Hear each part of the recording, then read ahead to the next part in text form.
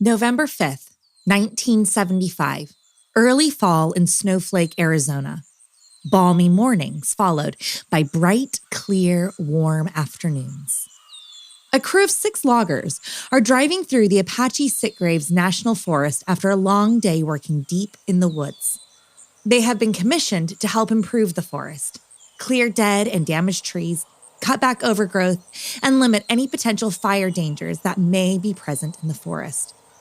As night fell, the crew piled into their rugged work truck, ready to leave the cover of the Ponderosa Pines.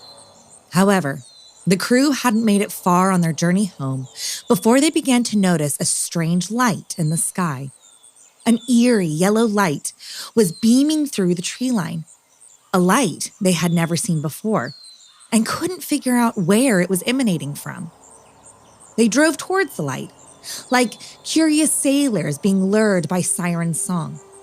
And once they hit a clearing in the woods, there the light was in all of her majesty. About 15 or 20 foot off the ground hovered a beautiful shining dome from which the light beamed from the bottom of. It was mesmerizing, alluring, and truly otherworldly. Before the crew knew it, 22-year-old logger Travis Walton had thrown open the doors of the truck and ran directly towards the light. Travis was stunned by the light. He wanted to see it closer, investigate it. Yet, as he grew closer to it, he began to be filled with doubt. Perhaps this wasn't a very smart move. As Travis approached the dome, his ears were filled with a high-pitched beeping noise that seemed to be reverberating through his whole body. Travis crouched down to get a better look at the craft. However, when he stood back up again to leave, he was too close to the beam of light. All of a sudden, a wash of light illuminated the entire forest as Travis' friends watched on in horror as his limp body hovered above the ground before dropping hard onto the earth below. His friends thought he was dead. They were scared for Travis and themselves. In a rush, they got into the truck and drove off. After the initial fear wore off, they turned back to look for Travis. But he was gone. Nowhere in sight. And there was zero evidence of anyone else in the woods either. The police did not believe the crew and their alien abduction story. They thought it was more likely that a fight had broken out.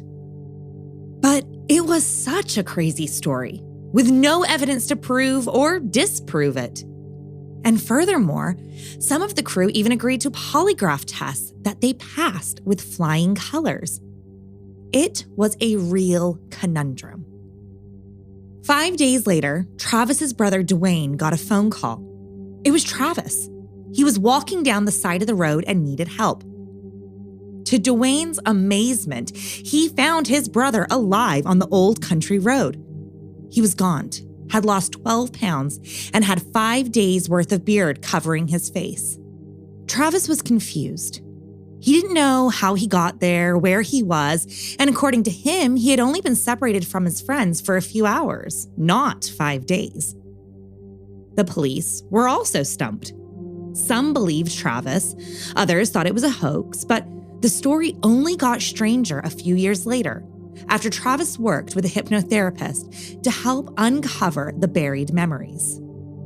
According to Travis, he only remembers 2 hours of his 5-day abduction. He remembered waking up in a sort of hospital room, light flooding his eyes. He didn't move at first, for he realized he was in need of help. Yet as he looked over, he didn't see doctors, but rather 2 gray creatures staring at him. They were bald, underdeveloped, and watching him curiously. He tried to spring from the bed, grabbing a tool to defend himself. The creatures did not approach, but rather just left the room with haste, followed by Travis running in a fit of fear. He bolted down a corridor where he was greeted by a human in a helmet. Frantically, he tried to explain his plight to the man, but he didn't respond, and only led him to another room with 3 other unhelmeted humans inside. Travis sat down and tried to communicate with the humans, but they also were unresponsive. Soon, one of the humans approached Travis with a clear oxygen-like mask and secured it to his face. Travis looked up at the ceiling, only seeing a black void before completely blacking out. The next thing he remembered was waking up on the road he was found on. Upon waking up, he saw the bottom of the spacecraft before it ascended into the sky. This story is, of course, hotly contested, but there has never been an official police rebuttal. Travis has had a long time to mull over this experience, and his theory may shock you, for he doesn't believe this to be an alien abduction, but rather an alien rescue. Travis believes that when he stood up to go back to the truck, the beam of light hit and injured him. He theorizes the craft actually collected him to save him, fix him up, and drop him off once he was healed. Of course, there is no solid proof for that theory either. But regardless of your beliefs, the Travis Walton experience is truly out of this world.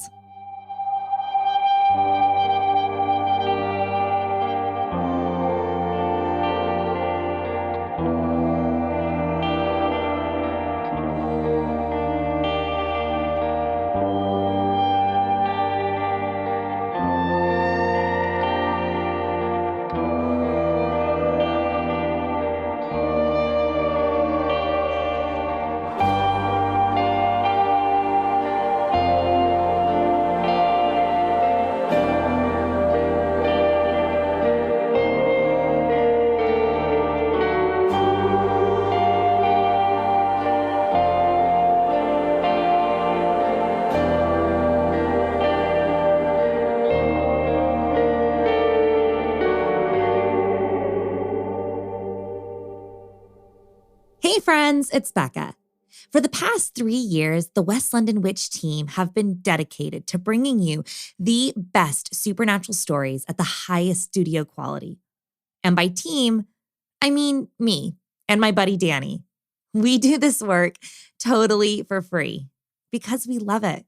We're proud of our content and appreciate the wonderful interactions we get to have with storytellers and listeners just like yourself. If you're enjoying the West London Witch, maybe consider joining our Patreon. It's a way to further engage with us and show your support for two creatives. If you're in a position to spare enough each month for us to grab a cup of coffee in between edits or add to the piggy bank for a new microphone, we would love to see you in our Patreon community. But I know times are tough, so if you're not in a position to join Patreon right now, that's okay. We aren't going anywhere. Head on over to patreon.com/The West London Witch. For as little as £1, $1, €1 a month, you can gain full access to our coven, a space where we share behind-the-scenes stories, dive deeper into each episode, answer your questions, and have special little treats to thank you for sharing your love and kindness with your favorite little witch.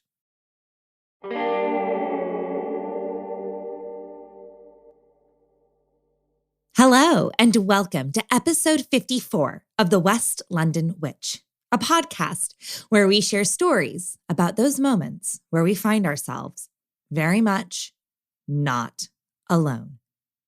We have covered cryptids, ghosts, demons, and angels on this show, but there is one paranormal phenomenon that we have never touched: aliens. For the past 3 years, I have been tirelessly searching for the perfect extraterrestrial story to share with you. So today, it is my great pleasure to introduce you to Dave Scott, host of Spaced Out Radio, a nightly live radio program that covers everything from cryptozoology to conspiracies. I'm Rebecca Strazina, and this is The West London Witch, episode 54, We're Not Alone Out Here.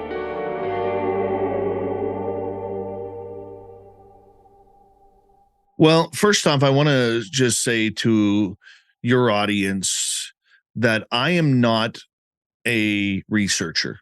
I am not an investigator. I am someone who is a journalist who spent 10 years in journalism, went to college for journalism, and I am an experiencer of the unknown as well, which has kind of brought me to this realm of the unknown, trying to figure out my own quest towards the phenomena that exists all around us.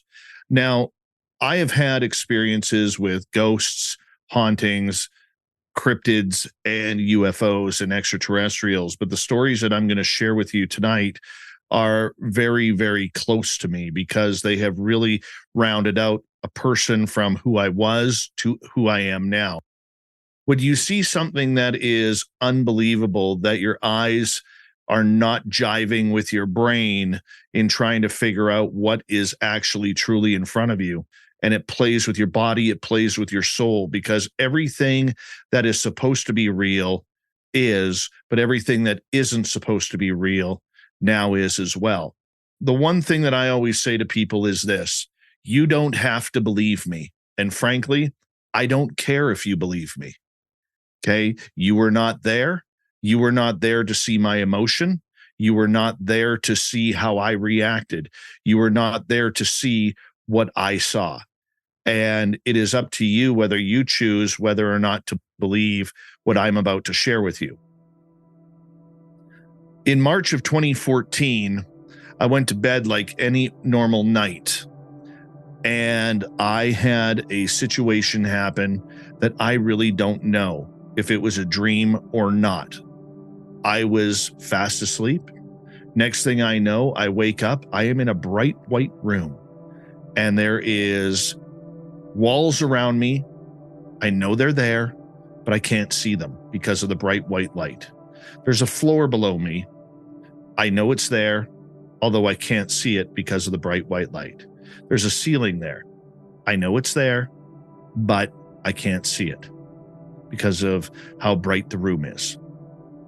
And I'm standing in the middle of this room, and this very deep, manly voice says to me, "Dave, we no longer want you watching any more television shows. We don't want you watching any more movies. We don't want you reading any more books on this phenomena. We don't want you ghost hunting. We don't want you doing anything to try and learn about this subject. However, we give you permission to watch YouTube videos." And strangely, because it didn't make sense to me, I said, "All I'm trying to do is figure out what is going on with me. Why are you taking everything away from me except YouTube videos?" The voice then comes back and says, "The answer is simple. You will be able to tell what is real and what is fake." The next morning, Dave woke up in bed with a very vivid and clear recollection of this dream/experience. He didn't dwell on it too much, but decided to abide by the warning not to do any more research or investigating into the unknown. For the past year, he had been on a journey of self-discovery and decided it was time to allow the world to open up to him naturally and in its own time. So this leads us to 3 weeks later.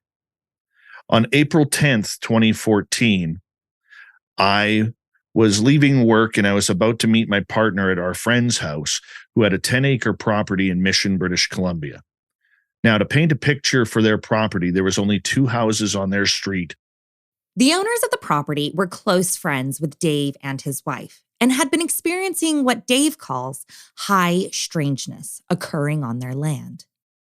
Everything from ghosts and ghouls to fairies flying through the trees. It was a mini ESETI ranch that they lived on. However, on this particular night, things were about to get a whole lot stranger. Here's what happened. I was driving home from work, which was about 30 minutes from my work, 39 minutes from my work, to the house where I was meeting my partner. And about halfway to their house, I started getting a major migraine headache. And I suffered from migraines back then. And the closer I got to their house, the harder it was for the pain in my head. I pulled into the driveway. I walk inside the house, and my partner says to me, she goes, "Are you okay?" And I said, "I don't know how long I'm going to stay. I have a migraine going on, and my eyes and head are absolutely killing me." And she goes, "Well, do you want to go home now?" And I said, "No, we just got here. You just got here. You want to have tea?" I said, "I'll just go sit on the couch, close my eyes, and see if I can get rid of this pain." So Dave goes into the living room to sit down, put a pillow over his eyes, and pray that the pain subsides quickly. However, after about a half an hour, as the pain began to melt away, Dave realized he wasn't actually suffering from a migraine at all. It was a set of shapes that were pulsating in my head. It started off at the front of my head as a square, moved to the right side of my head as a triangle, moved to the left side of my head as a circle. After the pain completely subsided, after about half an hour, I immediately got hit with an anxiety attack. And during that anxiety attack, I knew I had to go back into the back field because something was there and I was going to see something. And at this point, my partner had moved onto the love seat that was beside me. And I look at her, I open up my eyes, and I said, "I got to go outside right now." As Dave scrambled to put on his shoes, his partner asked him if he'd like her to join him. And I said, "No, you're not allowed. You need to stay inside with our boy," because our son was only about 9-10 months old at that point. The lady of the house, whose name I never mention because we are no longer friends, she looks at her hubby and she's like, "Dave is picking something up. We need to go outside right now." I looked at her and I said, "He's not invited." I have always questioned since that time why I would tell her that her own hubby is not invited to come into his backyard in his house. Now, the lady of the house was very intuitive, but very narcissistic at the same time, as I would later learn. And I trusted her at that point with everything. So I said, "You and I need to go outside right now." So we get our shoes on and we go out the front door and start to walk towards the back of the house. Now, if you understand the lower mainland of British Columbia, it is very much like Washington State, Oregon State, Northern California, where it's part of a rainforest. We go outside. It is a spring night on April 10th. We're at about 10 o'clock at night right now. And it is a very low, misty cloud level where it's not raining, but everything is damp and soaked. The clouds were low, but you could feel the energy of whatever was out there. The pair walked to the bottom of the yard, to a low fence that divided the farmyard from the overgrown forest on the rest of the property. So we stood out there kind of looking around, feeling the energy. And my friend says to me, she goes, "Well, where are they? What's going on?" I said, "I don't know." I said, "But it feels tense out here." She goes, "Well, why don't you ask them?" So I did. I said, "Out of God's peace, love, and light, you called us outside. Can you please show us where you are?" Boom. Like a snap of a finger on my command, the entire back fields between my friend's property and the neighbor's property lit up like a Christmas tree with the brightest white light since that bright white room that I was standing in. It shone right through the trees. It lit up like you would light up a tennis court when turning your lights on at night. It was that bright. The grass was lit up. The trees were lit up. There are no lights in that area. There are none. Instantly, Dave's natural skeptical nature washes over him. Could this be some wild cosmic coincidence? He begins to critically think about the unfolding of these events. I ask the question in the same volume that I'm talking to you as I tell this story. There is no way that that light 150 yards away from us could have heard me. Second, when I was listening around, looking at the light, I was thinking, okay, do I see shadows? Do I hear people? Are there people talking? Are there people laughing? Is it one of those 100,000 or million candle watt flashlights that you can buy at your local camping store or hardware store that would light up something that bright? No, I hear no sound. I hear no laughing. I hear no music. And then after 30 seconds, the lights go out. Dave was shocked. He couldn't believe what he had just witnessed. I sat there with my jaw open, and my friend was like, holy cow, I can't believe that just happened. Do it again, see if they'll turn the lights back on. I said, yeah, of course. I said, if you were of alien descent out of God's peace, love, and light, can you please turn your lights back on? Boom, lights come back on my command. The white light is now brighter through the trees. It is now hitting the ground. It's hitting the trees on the opposite side of my friend's property. It's going higher up the trees than it did before. And I needed to know more. I needed to see more. So I started moving to my right to try and figure out where this light source was coming from. And as I moved beyond the trees so I could see, that's where I saw this vertical blue cylinder sitting on the ground. And it was about 20 to 30 feet in height. I could tell that because of the trees that separated the property. And there was this black cloud that was running counterclockwise that would go up halfway and then half come all the way down and be swirling around it. The white light was emanating from the bottom of this blue cylinder. And I'm standing there looking at this blue cylinder saying, what the hell is this? After 30 seconds, the lights went out again. Stunned and amazed, Dave's friend suggested they approach the cylinder to investigate it further. My friend then says, let's walk up to it. Let's get closer. I said, absolutely not. Absolutely not. I said, you're standing right here with me. She goes, I want to move up. I said, no. I said, we don't know what this is. And I saw fire in the sky. That's all that I could think of at that time was Travis Walton getting hit by that beam of light and then things happening. Dave refused to allow the pair to approach the cylinder. He was worried about all the risks and variables they simply couldn't predict or prepare for. I said, you're going to stand right here with me. You are not going over there. I said, because if you go over there and something happens to you and I go back in your house alone, I'm suspect number one. I said, I am not taking that chance and you're staying right here with me. While continuing to view the cylinder from a safe distance, Dave asked whatever or whoever he was communicating with one last question. And I said, just so I know I'm not crazy, can you please turn your lights on one final time? Lights come on again. It's the exact same thing. I'm staring at the blue cylinder. There's the black cloud going up and down the cylinder. The white light is still emanating absolutely everywhere. I mean, it's the most incredible thing I've ever seen up until that point.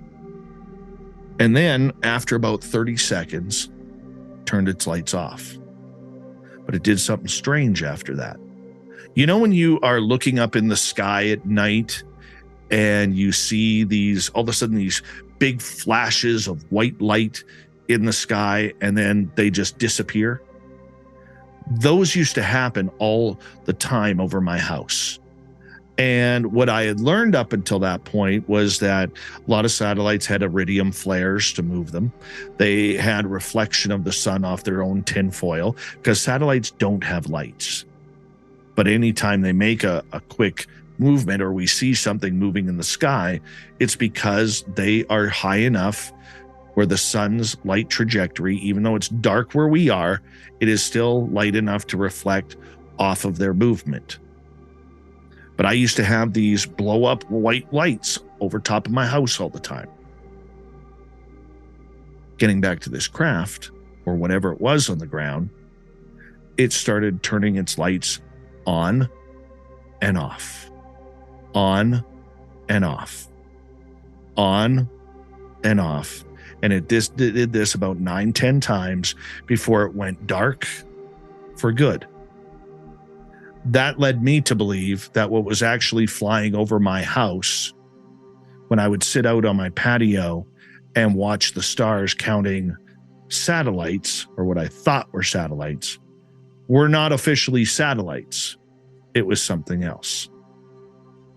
For the next few minutes, Dave tried to continue communicating with the cylinder, but there was no further lights or sound. There was no nothing. This thing was gone. We then turned to go to walk back into the house, because remember, we're behind the house. And we turn and the lady looks up and she goes, "What is that?" And she looks up into the clouds, which are only a couple hundred feet above us. And there is an orange orb sticking out of the cloud. And we stared at this for 30, 40 seconds. And then the orb kind of sucked its way back into the cloud. And as it sucked its way into the cloud, lighting up the cloud in orange, the same white light that we saw on the ground rippled through the clouds like a lightning bolt. And then both lights disappeared. In today's society, after hearing a story as incredible as this, our next question is, where's the evidence, the proof, the receipts, if you will? Now, a lot of people will sit there and say, did you take pictures of it? Did you record it? Did you do anything that would provide evidence outside of an anecdotal story?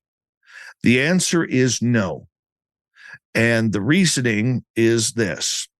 The owners of the property had so much going on that they actually wanted to have their own study location.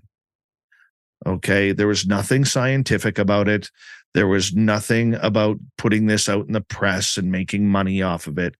They wanted the phenomena, whatever the phenomena was, which was Sasquatch, ghosts, spirits, UFOs, aliens, fairies. They wanted everything that was part of the phenomena to be there and know that, and the phenomena know that they had a safe spot there. They didn't allow drinking on their property. They didn't allow any type of hallucinogens or narcotics. So there was no going on ayahuasca. There was no going on mushrooms. There was not even pot smoking allowed on their property because they didn't want to upset the phenomena that was happening on their grounds. So no, we didn't get anything of evidence except eyewitness testimony. This experience rocked Dave's paradigm. For the next week, he was flooded with questions. Being a journalist, his natural inquisitive nature took over. He needed to know more. He traded sleep for long nights of research, scouring the internet for answers. Did not find anything on Google. I went through so many different colors of blue trying to figure out that color blue that I was seeing in the blue cylinder. The only thing close that I could get to it that I could find was the luminescent blue from police emergency lights. But that wasn't quite it. It was a little darker. It was a little bit more amazing than that police blue.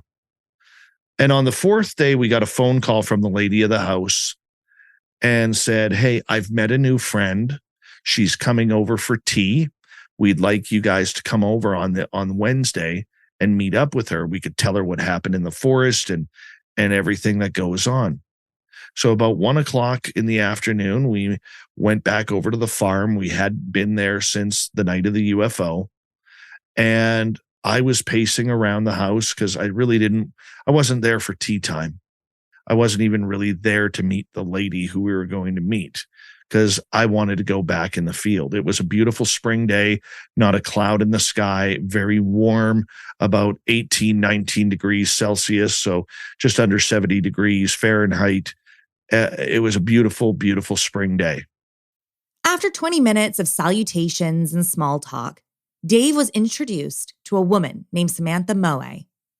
Now, Samantha is a lifelong ET contactee, and she wanted to share some of her stories with us. And that was fantastic, except she caught me pacing around.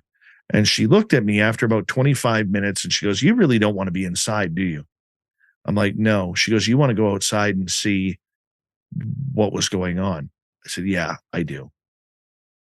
Samantha asked if she could accompany Dave while his friends and partner remained inside the home. The pair headed to the backfield as Dave recounted the previous experience to Samantha.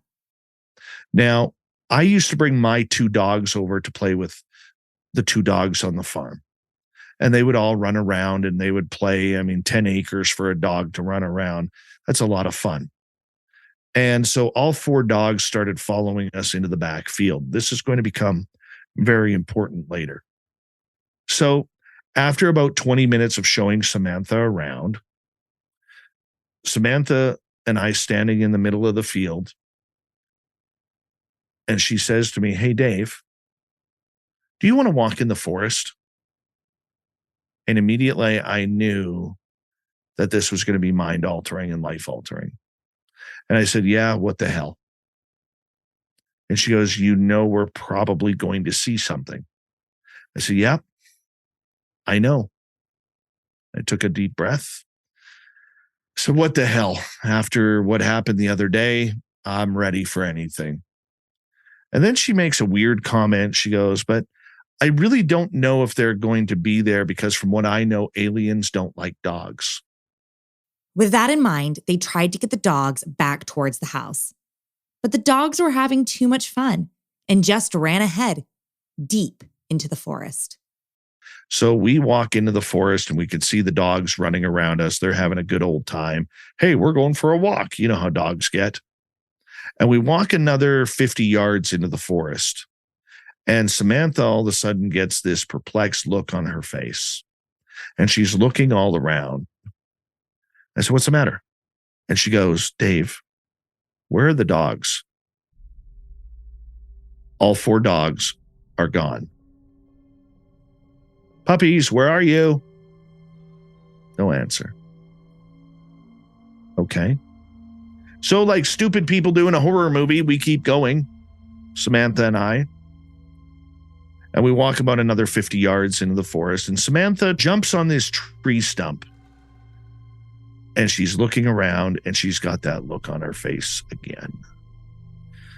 And I stop and when she says, "Dave," and I stop and I'm about 18 inches from her. She goes, "I don't want you to be afraid, but I want you to look that way and tell me what you see." So I'm 40 years old. It's 2:00 in the afternoon. I'm with a woman that I barely know in a forest where dogs just ran off and disappeared. And I take a deep breath. I turn to my left and I looked in the forest. And all I said was, "Samantha, what the F is that? What the F is that, Samantha? What the F is that?" Because 200 feet in front of us, there is a 10 to 12 foot extraterrestrial standing there in the forest staring back at us.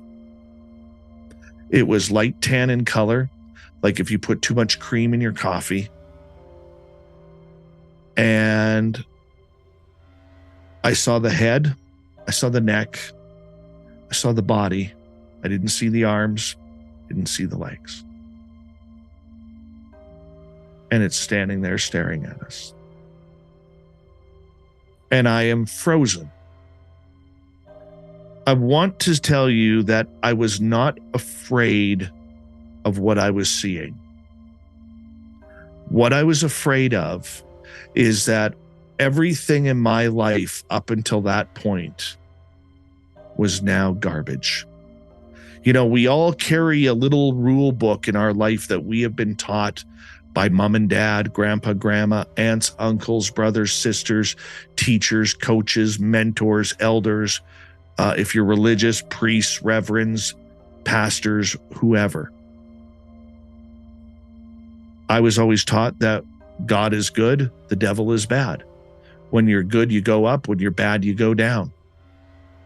But nobody in my 40 years of life at that point What the hell do you do when you're at 2:00 in the afternoon in the middle of a forest and you're staring at an extraterrestrial? There Dave stood, frozen in the forest, staring directly at an extraterrestrial who was staring back at him. Next thing I know, as I am looking at this, there was a second creature there that I did not see. This second creature, Samantha described as about a 6-foot gray. A gray is your classic alien creature, humanoid in form with dolphin skin color and texture, large almond eyes, an enlarged head devoid of hair, ears, or a nose. They're also sexless and commonly connected with alien abductions and interactions. And this second creature starts telepathically communicating with her and says, "You are more than welcome to come over and say hello. We are not here to harm you. We are not here to take you. However, we are worried about the man's health." Now, knowing that Samantha was a girl, still is a girl, and I'm a guy, and the only guy there, and there's only 2 of us in the forest, I know they were talking about me. Now, once again, I bring up the Travis Walton incident because that's my reference point to UFOs and alien abduction. And Samantha says, "We've been invited over. Do you want to go?" No. Come on, they've invited us over. They already said they're not going to take us. No, I'm not going. Come on, let's go. No. What about my free will says I don't have to go. I don't want to go. Come on, they're not going to hurt us. No, please. I don't want to go. Well, I'm going. And she starts walking down the trail. And I yelled at her, "Samantha, please do not go. Please do not leave me here alone. I am not going back into that house alone because someone I just met got taken by these things. I'm suspect number 1. Twice in 5 days, I'm saying I'm suspect number 1. My God." Begrudgingly, Samantha agreed to stay with Dave, and together, they stared at the creatures deep in the forest. And then we started getting the feeling that if we went to on a different trail to a different part of the forest, that we would see more. So we did. We said goodbye to these ones. We actually waved at them. We go to the other part of the forest. Now, that wasn't as exciting because when we went there was nothing there. You would see something move out of the corner of your eye. You turn and look. It's a leaf falling, or a bird flying by, or a squirrel making noise in a tree, or something along those lines. We stayed there for about 10 minutes and didn't get any extraterrestrial action. So we walked back to the original spot to where they were, and they were gone. As the pair left the forest and re-entered the farmyard, they were surprised to be greeted by all 4 dogs. So we walked back to the farm, 4 dogs with us, and walk inside, tell the ladies what we saw, and that led to a life of change and confusion. Understandably, this experience revolutionized Dave's world and left him with a lot more questions than answers. He continues to seek solutions in this supernatural sphere, and his inquisitive mind is never sedated. This is just one of Dave's many stories about his experiences with the supernatural. I've seen Bigfoot. I've seen aliens. I've communicated with ghosts. I've been attacked by ghosts. I've sent ghosts away. I've been abducted. I've heard Sasquatch talk. I've seen fairies flying over. I've made premonitions that come true. It's opened up a bunch of doors that I'm not even close to understanding. This all led me to think, why you? Why Dave Scott? Why Travis Walton? Why the hundreds of thousands of other witnesses to UFOs? It's $1 million question, isn't it? I don't know. I would like to know. Every experiencer that I have ever talked to, the $1 million question is, why me? Doesn't matter whether they're a radio show host, they are a lawyer, a doctor, a construction worker, or they work at Walmart, or they're a server at a restaurant. Doesn't matter what their career path is. We all have the same thing in common. Why you? Why me?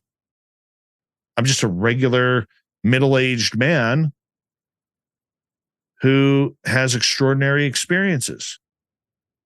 I'm a good storyteller to a lot of people, and to others, I'm just a guy who wants 15 minutes of fame. Regardless of why or what people may think about experiencers and their accounts, Dave is not alone. According to an unclassified report by the Office of National Intelligence of the United States of America, reports of UFOs or unidentified aerial phenomena are rapidly rising. According to the report itself, there have been a total of 510 UAP reports as of August 30th, 2022. And those are just the ones the US government have listed and acknowledged.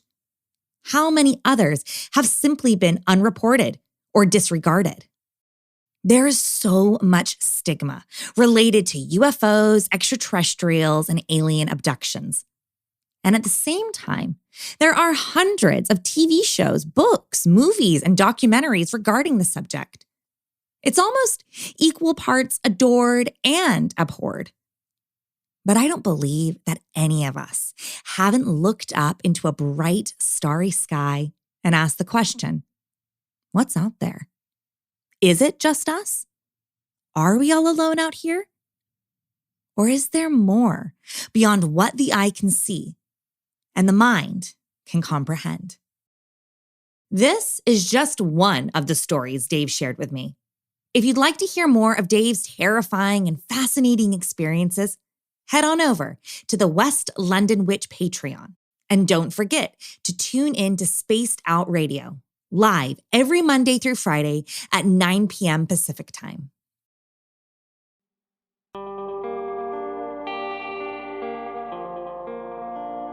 Do you have a spooky story you'd like to share? I'd love to hear it. Drop me an email at thewestlondonwitch@gmail.com or find us on Instagram and Facebook at The West London Witch. If you enjoyed today's episode, don't forget to subscribe, rate, and review. And come and follow us for additional content on Instagram and Facebook. Until next time, merry meet, merry part, and merry meet again.